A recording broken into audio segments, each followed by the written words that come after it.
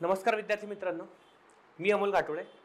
आपण लास्ट लेक्चरमध्ये एक कोट मी यूज केला होता आणि मी म्हटलं होतं की waiting is over and confusions are clear now. आणि त्यात आपण MPSCची जी ॲडव्हर्टाइजमेंट आली होती त्याच्या पदांबद्दल आपण थोडीशी माहिती घेतली होती आणि एक्झाम पॅटर्न कसा असेल, डिस्क्रिप्टिव्ह पॅटर्नमध्ये क्वेश्चन्स कशा प्रकारे विचारले जातील त्याबद्दल आपण बघितलं होतं. इन डिटेल्स आपण बघितलं होतं की पेपर 1, पेपर 2, 3, 4 आणि ऑप्शनल पेपर आणि एसे किती मार्काचा राहील आणि कशा प्रकारचे क्वेश्चन्स येतील हे आपण बघितलं होतं. नाव it's time to decode the syllabus. Syllabus decode करणं पण खूप गरजेचं आहे. अभ्यास करायच्या अगोदर तुम्हाला सिलेबस माहिती असणं गरजेचं असतो आणि असं म्हटलं जातं कुठलाही ॲस्पायरंट असो त्याला तो सिलेबस पाठ असणं पण गरजेचं असतो. मग आता सिलेबस जर बघितला, आपण न्यू पॅटर्नचा सिलेबस जर बघितला तर यात महत्त्वाचं काय आहे की सिलेबस खूप क्रिस्प आणि छोटा दिलेला आहे आणि त्या बेसिसवर क्वेश्चन जे येणार आहेत ते खूप जास्त येणार आहेत, म्हणजे 250 मार्काचे क्वेश्चन्स आहेत. त्याला आता आपण ते पाहूया. तर पहिली महत्त्वाची गोष्ट, जर पेपर 2चा जर विचार केला आपण, हा आज डिकोड करूयात. त्यानंतर बाकीचे पेपर्स जे आहेत म्हणजे पेपर 1, पेपर 3 आणि पेपर 4 हा डिकोड करूया. मग आता पेपर 2 का आधी घेतला याचं रिझन महत्त्वाचं हे आहे की पॉलिटी हा बहुतांश प्रत्येक विद्यार्थ्याला माहिती असतो किंवा तो वाचतो, ज्यांनी 6 महिने झाले प्रिपरेशन केलं किंवा 1 वर्ष झाले प्रिपरेशन केलं. तर त्यासाठी आपण पेपर 2 घेऊया. तिथं सामान्य अध्ययन 2 मध्ये जर विचार केला तर प्रशासन, संविधान, राज्यशास्त्र, सामाजिक न्याय व आंतरराष्ट्रीय संबंध महाराष्ट्राच्या काही भारांच्या सह दिलाय. ओके, महाराष्ट्राच्या काही भारांच्या सह दिलाय. आता इथं जर विचार केला तुम्ही तर काय लिहिलं? भारतीय संविधान, ऐतिहासिक पार्श्वभूमी, उत्क्रांती, वैशिष्ट्ये, सुधारणा, महत्वपूर्ण तरतुदी आणि मूलभूत संरचना दिलेलं आहे. ओके, तसंच बाकीचं पण दिलं आहे. संघ व राज्य यांची कार्ये, संसद व राज्य, विधिमंडळे, ओके, त्यानंतर कार्यपालिका, लोकप्रतिनिधित्व, असे बाकीचे पण इथं हे दिलेलं आहे. जर आता आपण विचार केला इथं तर हे बघा, आरोग्य, शिक्षण, दारिद्र्य उपासना, मग यात काय काय येतं ते पण महत्त्वाचं आहे. ओके, त्यानंतर हे बघा इथं नागरी सेवांची लोकशाहीमधील भूमिका काय, भारत आणि शेजारी राष्ट्र यांचे संबंध. ओके, मग कुठले कुठले राष्ट्र आहेत आणि काय काय हे पण आपल्याला समजणं गरजेचं आहे. आता सर्वच राष्ट्र करतो का? मग कितीतरी राष्ट्र आहेत.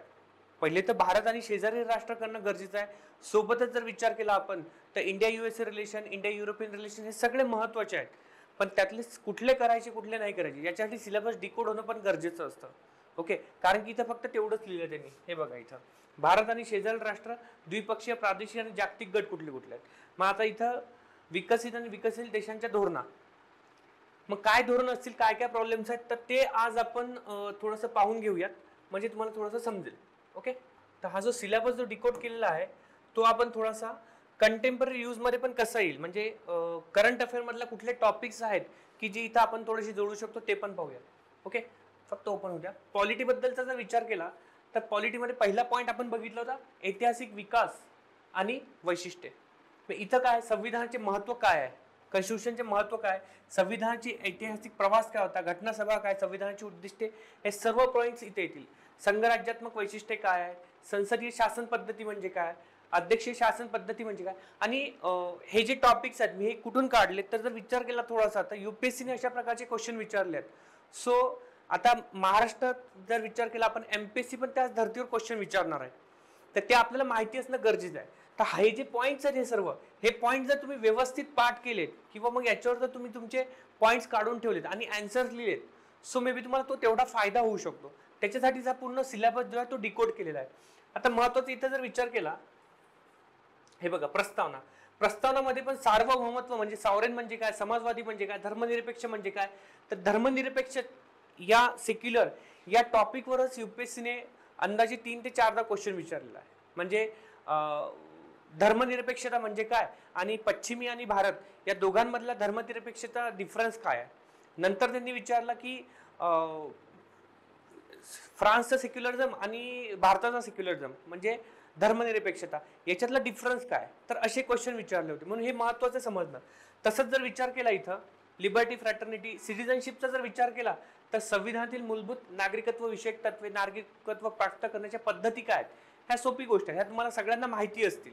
ओके, महत्त्वाचं इथं काय आहे तर जे मला सांगायची इच्छा आहे तुम्हाला की त्यात दुहेरी नागरिकत्व, जम्मू काश्मीरमधील नागरिकत्व, आता तर थोडंसं हे झालेलं आहे, नागरिकत्वाविषयक तरतुदी काय. ओके, आणि भारतीय नागरिकांना मिळणाऱ्या विशेष सवलती हक्क कुठला आहे? 15, 16, 19, 20 आणि 30 तुम्हाला माहिती आहे. प्रवासी भारतीय आणि वंशांचे व्यक्ती. आता इथं आणखी इश्यू काय येतो, तो इथं गमावण्याचे प्रकार कुठले आहेत आणि मिळवण्याचे प्रकार कुठले आहेत.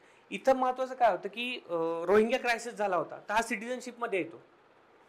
त्यानंतर आसामचा करार जो आहे, आसाम अकॉर्ड ज्याला आपण म्हणतो, तो पण महत्वाचा आहे इथं. ओके, तर ह्या सगळ्या महत्वाच्या गोष्टी इथे समजणं तुम्हाला गरजेचं आहे. सोबतच जर विचार केला तर फंडामेंटल राईट मध्ये राईट टू फ्रीडम. ओके, तर इथं काय दिलं आहे, जर तुम्ही विचार केला थोडासा, एक मिनिट, की राईट टू फ्रीडम बद्दल आपण बोलूयात. आता जेव्हा मी सिलेबस वाचला तेव्हा त्यांनी सांगितलं होतं महाराष्ट्राच्या भारांशासह, महाराष्ट्राच्या. आता राईट टू फ्रीडमचा जर विचार केला तर खूपदा काय होतं की आता करंट अफेअर्स जे आहेत ते पण तुम्हाला इथं यूज करणं गरजेचं आहे, किंवा त्यावर पण क्वेश्चन विचारले जाऊ शकतात. आधी तुम्हाला माहिती होतं की राईट टू फ्रीडमचा विचार केला तर किती राईट टू फ्रीडम आहे? Speech and expression, assembly, association, movement, residence आणि प्रोफेशन आहे. तर पहिला आहे स्पीच अँड एक्सप्रेशन. आता हे मी का सांगतोय त्याचं उदाहरण तुम्हाला सांगायचं आहे, म्हणून मी थोडासा हा पॉईंट थोडासा इलॅबोरेट करण्याचा प्रयत्न करतो. नेमका हा कालच्या किंवा आजच्या न्यूज मध्ये आहे. Okay, speech and expression. तर पहिले तर लक्षात कसं ठेवायचं, तर सॅम रिसाइड्स इन पुणे एवढंच लक्षात ठेवा. आर्टिकल 19 साठी speech and expression, assembly, association, movement, residence and profession. आता हा स्टेटमेंट फक्त लक्षात ठेवलं तर तुम्हाला आर्टिकल 19 लक्षात राहते. पहिलं महत्वाची गोष्ट ही आहे. आता इथं काय होतं की एवढा एक स्टेटमेंट लक्षात ठेवलं की तुमच्या लक्षात येऊन जाईल. पहिले हे आहे.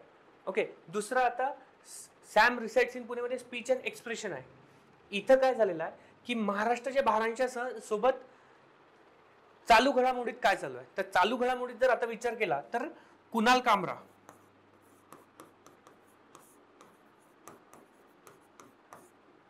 ओके, तर कुणाल कामरा बद्दलचा जर विचार केला आपण तर इथं त्यांनी काय केलं, स्पीच अँड एक्सप्रेशन जे आहे याचा यूज केला आर्टिकल 19 क्लॉज 1 चा.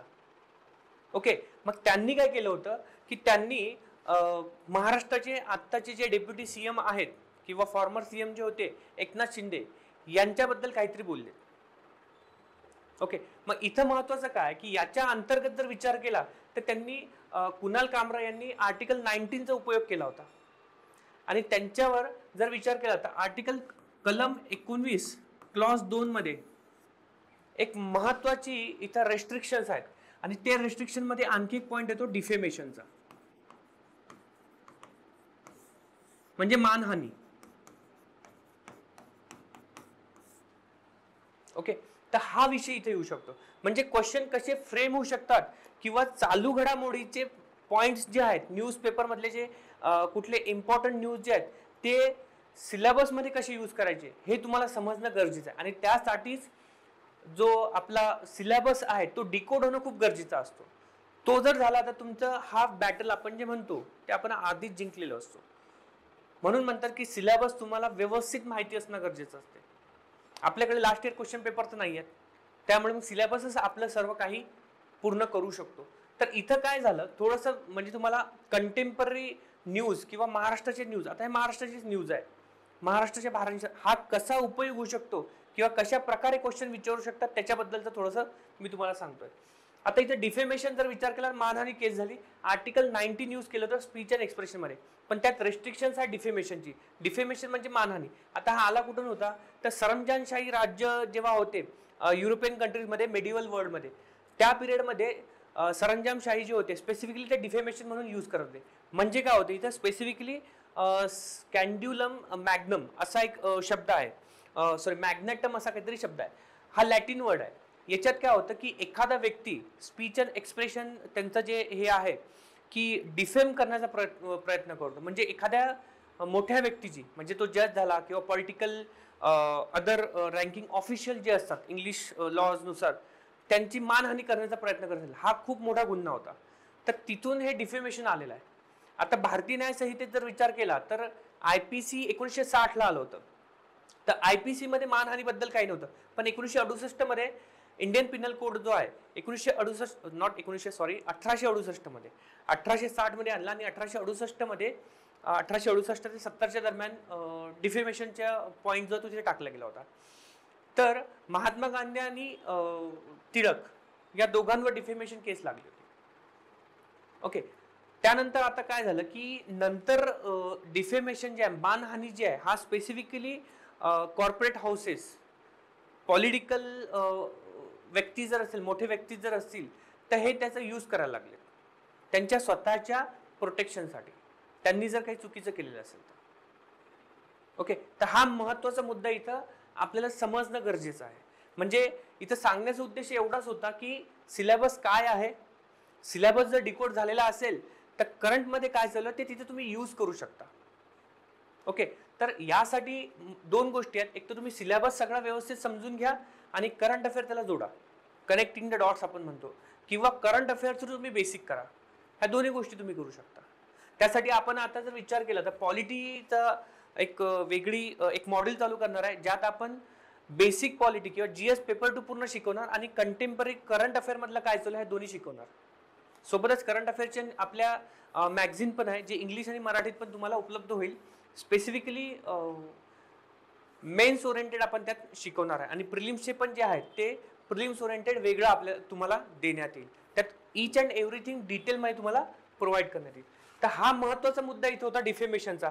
आता इथं काय झालं की आधी भारतीय न्याय संहिता जर विचार केला, आता नवीन याच्या भारतीय न्याय संहिता जो मागच्या वर्षी लागू झाला होता, त्यानुसार कलम 356 IPCचा क्लॉज 2 नुसार मानहानीचा त्यांच्यावर FIR दाखल करण्यात. आधी जर विचार केला तर याच्यासाठी होतं सेक्शन 499 याच्या डिफेमेशन बद्दल लिहिलं आहे आणि त्याच्याबद्दल आणि 500 सेक्शन 500 ऑफ IPC याच्यात त्यांनी सांगितलेलं आहे की इम्प्रिझनमेंट आणि काय काय होणार. तर इम्प्रिझनमेंट अप टू 2 इयर्स आहे आणि फाईन आहे, ते आता त्याच्यात आहे. त्या दोन महत्त्वाच्या गोष्टी तुम्हाला जोडता आल्या पाहिजेत. कुणाल कामराची केस काय, एकनाथ शिंदेचं काय आहे, एकनाथ शिंदे यांचं सोबत राईट टू फ्रीडम काय आहे, आणि डिफेमेशन केस जेव्हा टाकली त्यांनी तर आर्टिकल 21चा पण इथे उपयोग होतो. म्हणजे आर्टिकल 21 म्हणजे काय, right to life with the dignity आहे. आणि एखादा व्यक्ती त्याचं freedom of speech and expression use करून एखाद्या व्यक्तीची रेप्युटेशन डॅमेज करण्याचा प्रयत्न करतोय. ओके, तर मग या केसमध्ये काय होऊ शकते किंवा काय महत्त्वाच्या बाबी आहेत त्या पण थोडंसं समजणं गरजेचं असते. म्हणजे यांनी तर आर्टिकल 19 यूज केला, Kunal Kamrani freedom of speech, त्यांनी जर डिफेमेशन टाकली तर इथं महत्त्वाचं काय की डिफेमेशन हे कुठंच डिफाईन नाही आहे कॉन्स्टिट्यूशनमध्ये. ओके, पहिली महत्त्वाची गोष्ट. मग आर्टिकल 19 आणि आर्टिकल 21 या दोघांमधली एक टसल आहे. त्या दोघांमध्ये काय होते की right to life with the डिग्निटीला इंटरप्रिटेशन खूप मोठं केलं गेलं आहे, त्यातच डिफेमेशन येते. मग म्हणूनच जर तुम्ही विचार केला तर ॲडव्होकेट सरोदे जे आहेत त्यांनी सांगितलं की त्यांनी मानहानीचा FIR दाखल करावी. पण इथं महत्त्वाचं काय की सुप्रीम कोर्टाने काय सांगितलेलं आहे, सुप्रीम कोर्टाने हे सांगितलं होतं की तुम्ही जे आहे एखादा पॉलिटिकल व्यक्ती जर असेल तर पॉलिटिकल सटार म्हणजे त्यांच्यावर व्यंग्य आपण करू शकतो. दुसरी महत्त्वाची गोष्ट की सुप्रीम कोर्टचे जजमेंटच आहेत, त्यांनी हे सांगितलं की जर एखादी गोष्ट बोलल्या गेली असेल आणि ती खरंच जर खरी असेल तर त्यात सुप्रीम कोर्ट ग्राह्य धरतात त्या गोष्टी. ओके, ह्या महत्त्वाच्या गोष्टी आहेत. तर इथं ह्या दोन गोष्टी महत्त्वाच्या होत्या की जे आपल्याला समजणं गरजेचं आहे, specifically in terms of exam बद्दल किंवा पेपर कसा येऊ शकतो आणि जर सिलेबस डिकोडेड असेल तर. ओके, तर हे महत्त्वाच्या गोष्टी. आता तसंच जर विचार केला, डिटेलमध्ये जाणार नाही मी, तर राईट टू फ्रीडम बद्दल बोललो मी. तसंच जर हे केला तर इथं आहे right to freedom of religion. Okay, तर right to freedom of religion हा एक पॉइंट.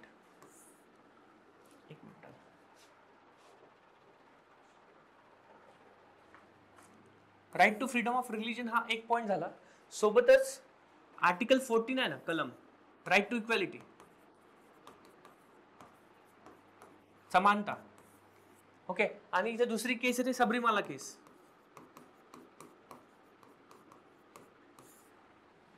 सबरीमाला टेम्पल जे केरलामध्ये आहे तिथे फिमेलला अलाउड नव्हतं. का, तर त्यांनी राईट टू फ्रीडम ऑफ रिलीजनचा उपयोग केला होता. ओके, मग इथं काय आलं की आर्टिकल 14चं उल्लंघन होत होतं, आर्टिकल 15चं उल्लंघन होत होतं. तुम्हाला जे पण प्रिपरेशन करतात, लक्ष्मीकांत जे तुम्ही वाचलेलं असेल किंवा हे जे बुक वाचलेलं असेल, तुम्हाला आर्टिकल 14, 15, 16 17, 18, 19, 20 सगळे माहिती आहेत. जे एक्झिस्टिंग स्टुडंट्स आहेत ज्यांनी मागचे 2-4 वर्ष एमपीएससी फोकस केलं त्यांना सगळं तोंडपाठ आहे, बरोबर. सबरीमाला केस काय ते पण माहिती असेल. ह्या फॅक्च्युअल डेटा तुमच्याकडे खूप जास्त आहे, तो कसा यूज करायचा हे समजणं गरजेचं आहे. म्हणूनच मी म्हणतो की सध्या ना तुमचं फक्त थिंकिंग थोडीशी चेंज करणं गरजेचं आहे. तुम्ही इझिली हे गोष्ट करू शकता. आता हा जो आपण इथं सिलेबस जो दिलेला आहे, okay, right to martial laws म्हणजे काय, हा सगळा डिकोड केला गेलेला आहे. नागरिकत्व प्राप्त करण्याची, त्यानंतर राज्य धोरणाची मार्गदर्शक तत्वे म्हणजे डीपीएसपी वगैरे काय आहे, त्यानंतर मूलभूत कर्तव्य फंडामेंटल ड्युटीज, अदर प्रिन्सिपल्स मध्ये काय काय महत्त्वाच्या गोष्टी आहेत, बेसिक स्ट्रक्चर म्हणजे काय, बेसिक स्ट्रक्चर डॉक्ट्रिनचं इव्होल्युशन कसं झालं. तर आपल्याला फक्त केशवानंद भारती केस आहे, पण सुरुवात होते फर्स्ट अमेंडमेंट ऍक्ट नुसार केशवानंद भारती केस आहे, त्यानंतर सज्जन सिंग केस आहे, त्यानंतर 1967 मध्ये 67-70 मध्ये जर विचार केला 24th आणि 25th कॉन्स्टिट्युशनल अमेंडमेंट आलं होतं आणि त्यानंतर बेसिक स्ट्रक्चर डॉक्ट्रिनचं इव्होल्युशन झालं. त्यानंतर एक वामनराव केस आहे आणि शेवटची आय.आर. कोहिलू केस आहे. हा सगळे इव्होल्युशन तुम्हाला इथं माहिती असणं गरजेचं आहे, तर आन्सर तुम्ही इझिली लिहू शकता. ओके, फंडामेंटल राईट्स आणि डीपीएसपीची तुलना काय, सेपरेशन ऑफ पॉवर म्हणजे काय होते, अमेरिकन व ब्रिटिश संविधानातील वैशिष्ट्ये काय, ह्या सगळ्या गोष्टी तुम्हाला माहिती असणं गरजेचे आहेत. किंवा सिलेबस तशा प्रकारे जर तुमच्याकडे असेल, म्हणजे डिफाईन जर डिकोडेड असेल, तर तुम्हाला तिथं फायदा होऊ शकतो. हे बघा, राष्ट्रपती महत्व, पात्रता, अटी, यातल्या भरपूर गोष्टी तुम्हाला माहिती आहेत. ज्युडिशियरी, आता ज्युडिशियल रिव्ह्यू म्हणजे माहिती आहे, क्युरेटिव्ह पेटिशन म्हणजे काय होतं, हायकोर्ट मधला काय हे लोअर ज्युडिशियरी मधला काय फरक आहे आणि बाकीच्या गोष्टी. ओके, ज्युडिशियल रिव्ह्यू, हे बघा हे पॉईंट महत्वाचे आहेत. ज्युडिशियल रिव्ह्यू म्हणजे काय, पीआयएल म्हणजे काय, ज्युडिशियल ऍक्टिव्हिजम म्हणजे काय, कलिजियम सिस्टीमचा इश्यू आला होता 99 constitutional amendment act NJC. Okay, त्या सगळ्या गोष्टी तुम्हाला म्हणजे डिकोडेड असल्या तर जरा सोपी पडू शकतो. नालसा माहितीच आहे तुम्हाला. ओके, तसंच राज्यपाल वगैरे, तर मुख्यमंत्री आणि हा सर्व जो सिलेबस आहे पेपर 2चा, हा मी डिकोड केलेला आहे. आणि या व्हिडिओमध्ये मी खाली लिंक प्रोव्हाइड करतो टेलिग्राम चॅनलची, ज्यात तुम्हाला हा सिलेबस जो डिकोडेड सिलेबस तुम्हाला मिळेल, जो की तुम्ही डाउनलोड करू शकता. आमच्या टेलिग्राम चॅनलवर तुम्हाला हा मिळू शकतो. ओके, हे बघा, प्रशासनाची महत्व काय, उत्तरदायित्व काय आहे, नागरी सेवा वगैरे, दबाव गट, प्रेशर ग्रुप्स आहेतच, तुम्हाला माहिती असतील. नॉन कॉन्स्टिट्युशनल बॉडीज कुठल्या कुठल्या आहेत, इलेक्शन्स इन इंडिया 1950चे काय ठळक मुद्दे आहेत, ज्यावर क्वेश्चन विचारण्याची शक्यता जी आहे ते थोडीशी जास्त आहे. सोबतच जर विचार केला एमजी नरेगा आणि हे क्वेश्चन इथं विचारू शकता. सोशल जस्टिस म्हणजे काय, तर दुर्बल घटकांसाठी केंद्र व राज्य सरकारच्या कल्याणकारी योजना, ह्या तुमच्या पाठ असतीलच. एमपीएससी करत असताना तुम्हाला हे करणंच गरजेचं होतं आधीच्या सिलेबसमध्ये. मग तोच सिलेबस किंवा तेच स्कीम्स किंवा तेच मुद्दे तुमच्या लक्षात आहेत, फक्त आता वेगळ्या पद्धतीने विचारतील ते, किंवा आपल्याला लिहायचं आहे. आधी क्वेश्चन होता आणि 4 ऑप्शन तुम्हाला हे करायचे. आता फायदा काय आहे तुम्हाला इथं, की 4 पैकी 3 मुद्दे जरी माहिती असेल तर तुम्ही आन्सर लिहू शकता. प्रोव्हाइडेड क्वेश्चन कशा प्रकारे विचारला त्यानुसार आन्सर लिहिणं गरजेचं आहे. ओके, हे बघा, आतल्या याच्या डिजिटल सबला योजना काय, उज्ज्वला योजना काय, माहिती आहे तुम्हाला. याच्यातल्या भरपूर गोष्टी माहिती असते. डिजी लॉकर म्हणजे काय, राष्ट्रीय आयुष अभियान काय, तर ह्या मी मुद्दाम इथे टाकल्यात. त्याचं रिझनच हे होतं की क्वेश्चन मे बी तसे विचारू शकतात ते. ओके, सोबतच आता इंटरनॅशनल रिलेशन्स, हे बघा, भारतीय राष्ट्र, आता कसं आहे त्यात दिलं होतं भारताचे आणि शेजारील राष्ट्र, तर त्याच्या अगोदर आपल्याला भारतीय परराष्ट्र धोरणाचा विकास व मूलभूत तत्वे माहिती असणं गरजेचं. इंडियाची फॉरेन पॉलिसी काय, इंडियन फॉरेन पॉलिसीमध्ये माहिती असताना पहिली महत्त्वाचा मुद्दा जर विचार केला तर मी सांगेल इथं तुम्हाला ज्या 2 गोष्टी महत्त्वाच्या आहेत त्या समजणं गरजेचं आहे. एक आहे गुजराल डॉक्ट्रिन आणि दुसरे चाणक्य डॉक्ट्रिन. ह्या 2 समजणं गरजेचं आहे. म्हणजे काय, फॉरेन पॉलिसी मधल्या काही घटक तुम्हाला लगेच समजून घेईल. त्यानंतर भारताच्या परराष्ट्र धोरणाचे ठरवणारे घटक कुठले, डिटर्मिनंट्स कुठले कुठले आहेत, त्यानंतर नॉन अलाइनमेंट मुवमेंट आणि त्यातले काय काय महत्त्वाचे टॉपिक्स होते ते पण समजणं गरजेचं आहे. हे बघा, पंचशील सिद्धांत,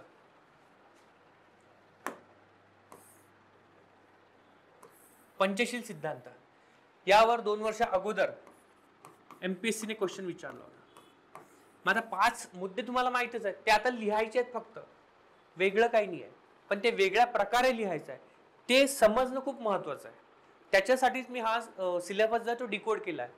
ओके. तसंच इंडिया श्रीलंका,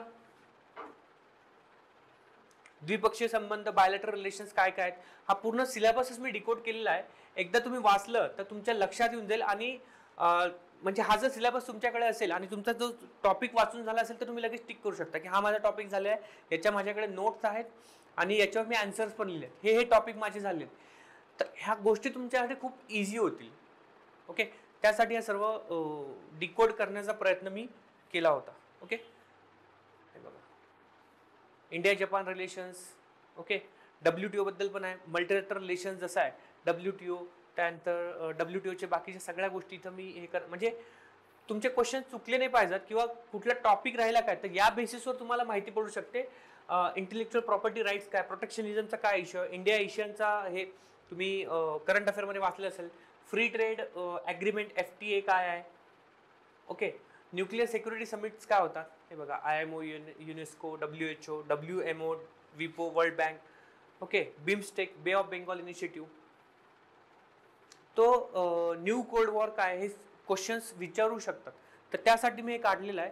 तुम्ही डिस्क्रिप्शनमध्ये लिंक दिलेली आहे टेलिग्रामची, तिथं हा सिलेबस तुम्हाला मिळू शकतो. तर तो तुम्ही डाउनलोड करा आणि त्यानुसार जर अभ्यास केला तर तुम्हाला नक्कीच फायदा होईल. बाकी काही तुम्हाला जर इश्यूज असतील तर तिथं नंबर दिलेला आहे, त्या नंबरवर मला कॉल करू शकता किंवा ऑफिसला कॉल करू शकता. तुम्हाला तिथं आम्ही नक्कीच सहकार्य करू. So thank you so much. Bye and take care. Thank you.